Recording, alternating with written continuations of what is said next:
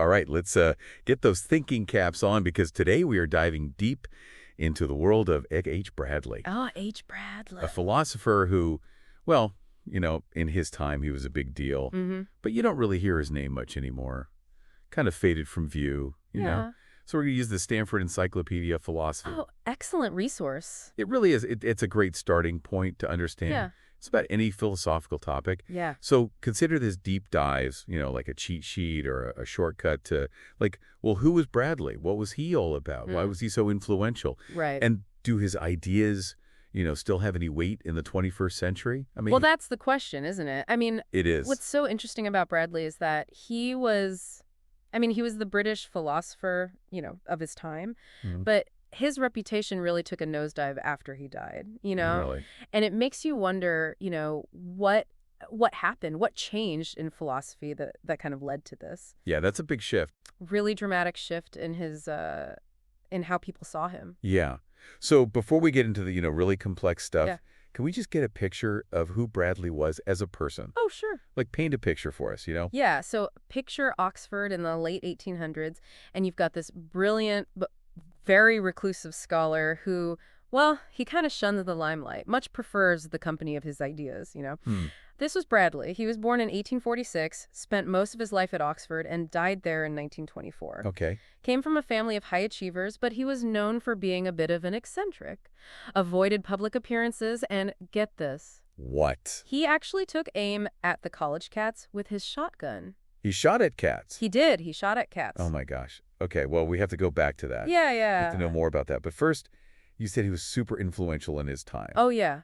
Like he was a rock star of philosophy. He was. In Britain at that time, idealism was a major force, and Bradley was like the leading figure of Okay. this movement. All right, so what was it about his ideas? What was so captivating about his youth? Well, for one thing, he introduced new ideas, like from continental philosophers, people like Kant and Hegel. Those Oh, were okay. pretty radical ideas at the time in British philosophy. Yeah. So it was really a breath of fresh air. So he kind of shook things up a little bit? He did. He really revitalized the philosophical scene. And he was offering these new ways of thinking Okay. about some really fundamental issues. Okay, so like a philosophical trendsetter in a way, bringing those European influences in. But then you said his star faded. Like, what happened? Yeah. What led to that? Well, it's kind of a complex story. There are a lot of factors, that contributed to it. Like what? So you had the decline of British imperialism, which, well, some idealists like Bradley had actually supported. Okay. So there was a bit of, backlash against those ideas. Right. And then you have the rise of analytic philosophy with figures like Bertrand Russell and G.E. Moore, Yeah. who, well, they directly challenged a lot of Bradley's core ideas. Okay. And then on top of that, you have logical positivism coming along. And, well, they basically dismissed metaphysics. That's a key area of Bradley's work as completely meaningless. Wow, so kind of a rough time to be Oh, yeah. a metaphysician. Yeah. It sounded like a perfect storm brewing against Bradley's ideas. Right, right. But, okay, so you mentioned that there's been a bit of a resurgence, a renewed interest in his work. Yeah. Like, why is that? Why are modern philosophers going back and looking at this guy whose ideas, were supposedly so outdated? I think one reason is, well, as philosophers go deeper into the history of their discipline, they realize that figures like Bradley, even if they, ultimately disagree with them, Right. they were still grappling with important questions, Yeah. that still resonate today. And, understanding the trajectory of philosophical thought Right. helps us understand where we are now Right. and maybe where we're going. Yeah, makes sense. Yeah. So, okay, let's dive into the heart of Bradley's work. All right. Like, what were the big questions that he was obsessed with? Yeah, well, What were the main areas of philosophy that he focused on? he really wasn't a one-trick pony. Okay. He delved into a bunch of areas like history and ethics, Mm. logic, and of course, his most famous area, metaphysics. Right.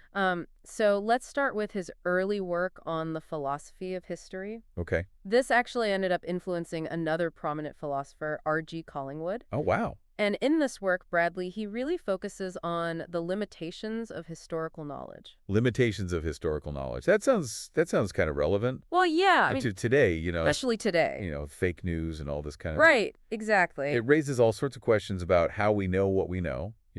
How do we determine what's reliable information? Yeah. What's the role of interpretation? Right, right. And how do we, piece together the past Right. when, it's inherently challenging to really know for sure. Oh, so Bradley was already wrestling with those issues back then. He was. Wow. So, okay, what about ethics? Where did he stand on questions of, morality and all of that? Well, his main ethical work, it's called Ethical Studies. Okay. And in it, he examines and critiques various moral theories like hedonism, Kantian ethics. He kind of dissects their assumptions, exposes their flaws and contradictions. And he also introduces this concept of the concrete universal. Concrete universal. Yeah. Sounds like something you'd find at Home Depot, I know. What's the philosophical meaning behind that? It's a tricky one. It's basically about how a singular thing, like, a specific person, can also embody a universal concept. Okay. So it's kind of about this idea that you can be a unique individual, but also represent something larger, something universal about being human. Oh, I see. Yeah. Okay. So where did Bradley ultimately land on morality then? Well, in the end, he argued that, morality, as it's traditionally understood, Yeah. is actually full of contradictions. Okay. And he even suggested that religion might offer a way out of these moral dilemmas. Oh, interesting. But that's a conversation for another time. Yeah, we'll put a pin in that one. Okay, so history, ethics, and he also explored logic, Yes, right? yes. Was he a big fan of logic? Well, his major work on logic is called The Principles of Logic. Okay. And it's fascinating because it was actually published the same year as Gottlob Frege's groundbreaking work, Oh, wow. which really, pushed formal logic to the forefront. Yeah. But unlike Frege, Bradley was more interested in the limitations of formal logic, and how our thinking can go astray. Oh, interesting. So instead of championing it, Right. he was looking at like, okay, what are the potential pitfalls. pitfalls? Where can this go wrong? Exactly. Yeah. He rejected the idea that, judgments are simply just combinations of ideas. Which, if you think about it, it kind of foreshadows some of the more modern critiques of, really simplistic models of the mind. Right. Like he was anticipating those arguments, like a century in advance. That's pretty amazing. It is. Yeah. But okay, if even logic has its limits, then where does that leave us That's a good question. in our quest for knowledge and truth? Right. And that's where his, perhaps most famous and definitely most controversial work comes in, Appearance and Reality. Okay. And this is where we enter the realm of metaphysics, the study The of big questions. the big questions, the fundamental nature of reality. Okay. And this is where things get really interesting. Right. I'm ready. Appearance and reality. Yes, The title itself sounds like a philosophical thriller. doesn't it? Yeah. So what was he getting at with this whole exploration? I mean, he was grappling with, some of the biggest questions humanity's ever asked. What is the world really like? What's the relationship between like what we perceive and the true nature of reality? And maybe his most controversial argument in this work is against the reality of relations. Wait, hold on. Against the reality of relations. Yeah, Like saying that things aren't connected to each other. it sounds crazy. That sounds like a recipe for chaos. Right. Yeah. But it's really important to understand what he meant by real. Okay. He wasn't saying that we don't, experience relationships between things. Right. What he was arguing is that those relations aren't fundamental. They're not like, independent building blocks of the universe. Okay. So he wasn't saying they don't exist. Right. But rather that they're not the ultimate foundation of reality. Yeah. Okay. I'm starting to see where he's going with this, but I can already tell this is going to require some serious mental gymnastics to wrap my head around. Thrill. Yeah. Okay, so to understand this radical claim, we need to delve into his idea of the absolute. We do. All right, let's do it. Unpack the absolute for us. What is it, and how does it fit into Bradley's, whole view of reality? Well, this is where things get really mind-bending. Oh, right. So Bradley believed that ultimately reality is one single unified thing. It's kind of this all-encompassing experience that he called the absolute. Whoa. Yeah. So instead of a world of, separate objects and relations, he's saying it's this underlying, like, unity that connects everything. What does it even mean for reality to be a kind of experience? Are we living in some giant cosmic dream or something? Well, that is the million-dollar question, Yeah. and it gets to the very heart of Bradley's philosophy, so we definitely need to explore that further. All right. Consider my curiosity piqued. But before we get lost in the mysteries of the absolute, Yeah. I think we need to take a little break and come back refreshed, and then we can really dive deep into this fascinating, Yes. if somewhat baffling, Yeah, absolutely. world of Bradley's metaphysics. All right, so we've been talking about F.H. Bradley and how he really liked to challenge, conventional thinking. Oh, yeah.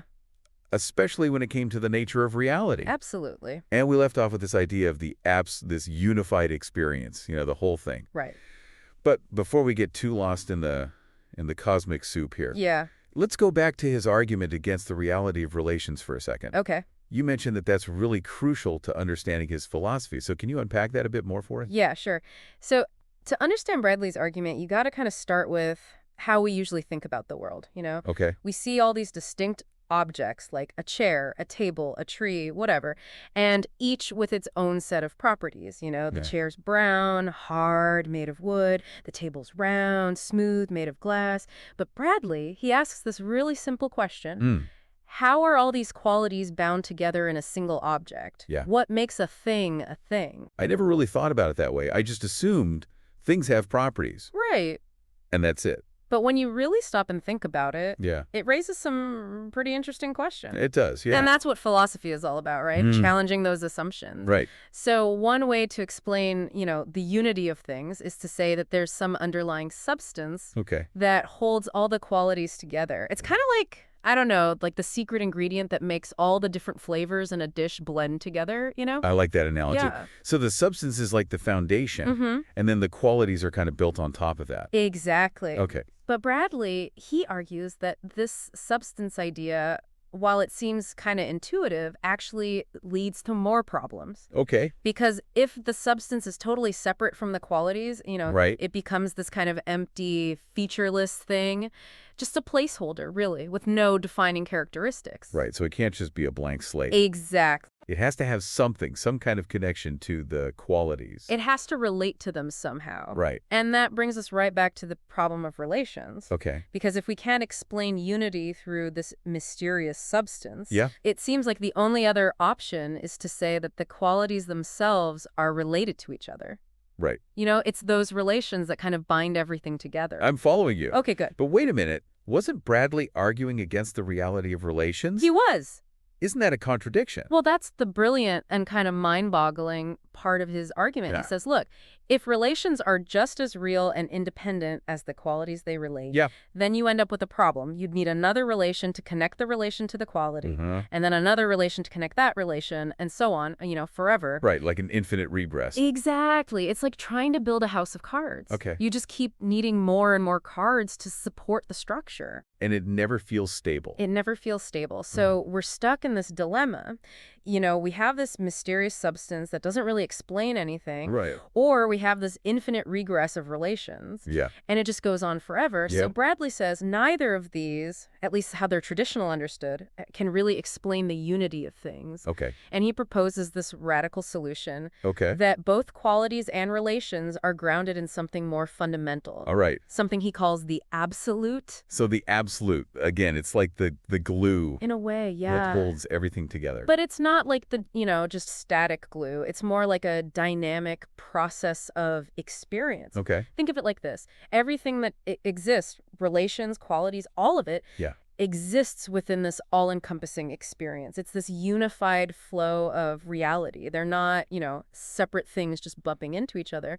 They're all aspects of this single interconnected whole. So instead of thinking the world as like, separate objects, we should think of it as, I don't know, like a tapestry. Yes. Woven from the threads of this underlying unity. It's a beautiful way to put it. Yeah.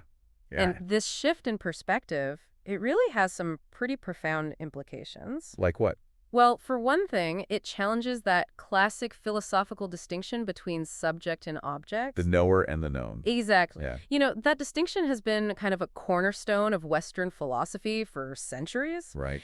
And it's led to, endless debates about how we can ever really know anything about the world outside our own minds. Yeah. Yeah. But Bradley's monism, this belief in the underlying unity, Right. it really shakes up that whole framework. So if everything is ultimately part of this absolute experience, this unity, Mm-hmm. then there isn't really a hard line Not really, no. between the knower and the known. Right. They're both just, they're aspects of the same underlying reality, like two sides of the same coin. Oh, I see. So knowledge isn't about, bridging this unbridgeable gap between mind and world. Right. It's more about recognizing our interconnectedness with reality, Hmm. our participation in the flow of the absolute. That's a very different way of thinking about knowledge. It is. Yeah.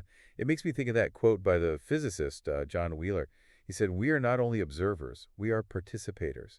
In some strange sense, this is a participatory universe." That's a great connection. Yeah, And this participatory view of knowledge really ties back to Bradley's idea of truth as coherence and comprehensiveness. right, right. Remember, he wasn't a fan of that simple correspondence theory of truth where it's like, oh, this belief is true if it just matches up with reality. Yeah, he thought that was way too simplistic. Way too simplistic. He thought Right. truth was more about seeing the bigger picture, Yeah, how everything fits together. right. But how does that idea of coherence connect to this whole monistic worldview? Yeah. Well, if reality is this unified whole, then the truest beliefs are the ones that best reflect that unity. Okay. The ones that really grab the interconnectedness of things, not just in like, a logical sense, but in a deeper, more comprehensive way. So like putting a jigsaw puzzle together, Yeah, the individual pieces, they don't really make sense until you see how they all fit into the whole picture. exactly. Right. And for Bradley, the pursuit of truth, it's not just about collecting, isolated facts. Mm-hmm. It's about striving for this more comprehensive view of reality, understanding how those pieces fit together, Yeah. and recognizing the limitations of our own perspectives. This is making me rethink how I approach, learning and understanding. Mhm. It's not just about accumulating knowledge. It's about making those connections. Yeah, that deeper coherence. Exactly. Yeah. Wow, this is really It's a lot to take in. it's mind expanding, I'll say that. Yes. Yeah, it is. Okay, but before we get, completely lost in the philosophical cosmos here, Right. let's bring things back down to earth a bit. Okay. We've been talking a lot about metaphysics, Mm-hmm. but what are the, practical implications of all this? Yeah. Like how do these Bradmean ideas actually matter in everyday life? That's the million-dollar question, right? Bradley's philosophy might seem really abstract, Yeah. but I do think there are some profound lessons we can take from it. Okay, like what? Well, one takeaway is the importance of humility, I think. Okay. Bradley's skepticism about our ability to fully grasp reality, Yeah. I think it reminds us that we should always be open to revising our beliefs, Right. recognizing the limitations of our own perspectives. Yeah. And, in today's world, we're constantly bombarded with Yeah. conflicting And opinions. everyone thinks they're right. Exactly. This kind of intellectual humility. Right. It's more important than ever. It is.